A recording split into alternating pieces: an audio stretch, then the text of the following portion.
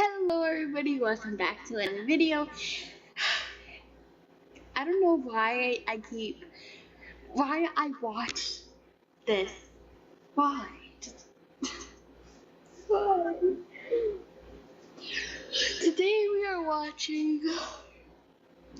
Why do I have to do this? Why? Today we are watching, and today we are going to be reacting to 5 creepy true stories from Walmart. I don't know why I keep watching creepy videos. I think this is my first creepy video on this channel. I'm gonna regret this tonight when I go to sleep. But yeah, I don't think I'm ever gonna go to Walmart ever again. Literally. Anyway, I think I'll probably make a part 2 of this. I don't know, but we're just gonna get into it. Eddie, let's go. I've so long without leaving home. We need food. We need things to maintain our houses. So whether you like it or not, you'll find yourself going to your closest grocery store. And due to its success and popularity, that will likely be Walmart. Oh, please. But some of the weirdest things happen in this store. Let's see how crazy or creepy it gets with these allegedly true stories. But first, I can't just make a Walmart video and leave out Target. So if you've got a crazy story from Target, send it to me at darknessprevails.org. Also, consider becoming a patron at patreon.com/darknessprevails. It supports this channel, and you get some cool bonuses. Thank you. Now, keep your kids close. You won't be the only one keeping an eye on them when you go to Walmart.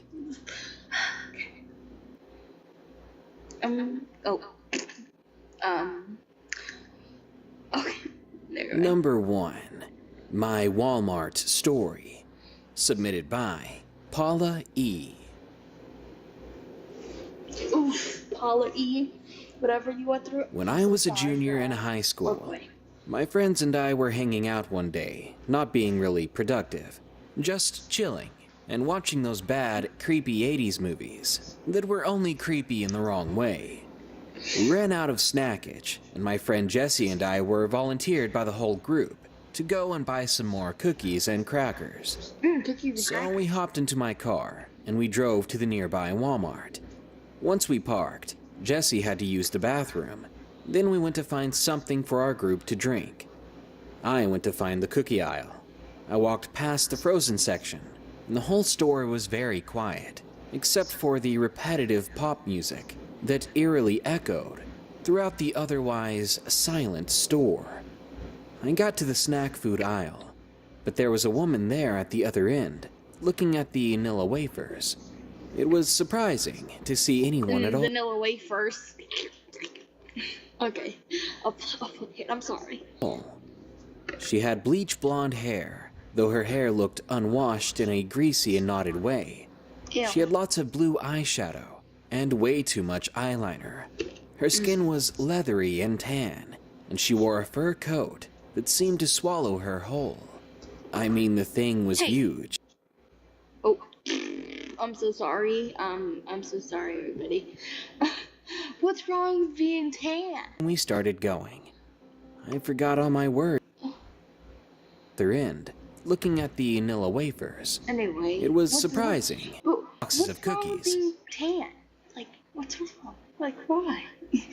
Okay, whatever. Let's just get into it. Almost scared to see me looking back at her. This was weird, but nothing too bizarre. I walked down by her end slowly, because that's where the windmill cookies were, when right away, my nostrils were hit with a rotting smell. It was putrid, like she was hiding some rodents in her jacket. I smiled and said hello to her, trying to be polite, especially since I was so close to her. The woman's piercing blue eyes widened, like she was excited and stunned, that I had engaged in conversation with her. She smiled a way too wide grin, showing off some very unhealthy teeth. "Hi," she said, with a bit too much enthusiasm. Her voice was deep and raspy. She kept smiling and staring at me, like she was expecting more from me. To the knot. I grinned and walked past her to leave the aisle to go find Jessie, but she was standing too close, and she made it a very tight squeeze between her and the rack of food nearby. Her unrelenting gaze followed me as I walked out of the aisle and down the other rows. I found Jesse where the soda pop was. He greeted me with a, "Hey, Joan," and I soon forgot about the encounter with the smelly fur coat lady. We grabbed some more types of chips and cookies, then headed for the card aisle because one of our friends' birthday was coming up. So we figured, hey, why not get him a card while we're here? But leave it to me to spend almost an hour reading all the cards before I decide. That's just how I am. So after we're there in the aisle for a few minutes, I looked up from a Hallmark card to show Jessie a card I thought would be funny. When I saw the lady standing behind Jessie, smiling at the both of us with the same crooked, unblinking grin. "Oh, hi," I said, a bit freaked out, mostly to let Jesse know someone was behind him. He turned around to meet her.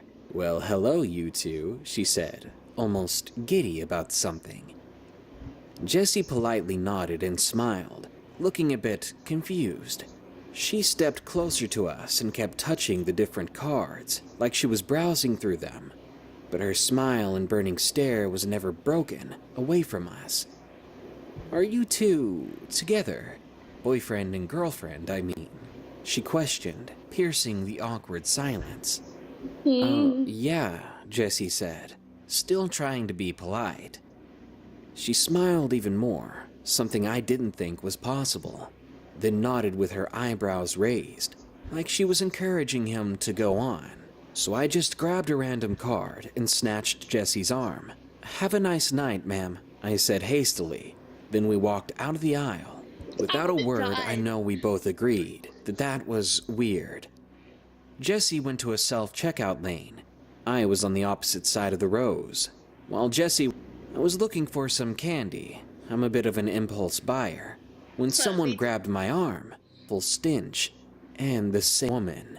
"Please buy me this, Joan," she hissed in my face. In her other hand, Barbie doll hairbrush, and speak. I was in utter shock. "Joan, please." She begged a bit louder this time. Gathering my courage, I yelled out for Jessie, and I told her, "Please stop." She gripped my arm so hard, I looked down to her untrimmed nails digging into my arm. She was breaking the skin. I could feel it. "Joan," she said like an upset mother. "Come on, please, please, please, I want it," she begged. I cried and asked her to please stop again. The woman got to her knees and tugged on my arm relentlessly. I cried at this point, and I asked her to just leave me alone, that I would get her whatever she wanted, if she did. The woman sprang up and grabbed me by a fistful of my hair and shoved me to the ground. I once again yelled for Jesse, and he finally ran into the row. He pulled her off of me. Then one of the workers saw what was going on, and they called the police. A few of the other clerks held the lady down. The police got to the store and questioned Jesse and I. They arrested the crazy woman. She stared at me and continued to smile on the way out. "Bye-bye, Joan," she cackled. I can only assume that the lady had been following the two of us and had heard Jesse call me Joan. I don't know if she was on something or what. But to the creepy Walmart lady, please don't come find me. Oh, no. Okay, that ended. Oh. Why? When you're too bored to buy your YouTube Red. Anyway, thank you guys for watching. I might make a part 2, part 3, part 4, part 5. But yeah, I'll see you guys next time, and don't forget to like and subscribe for more. Bye!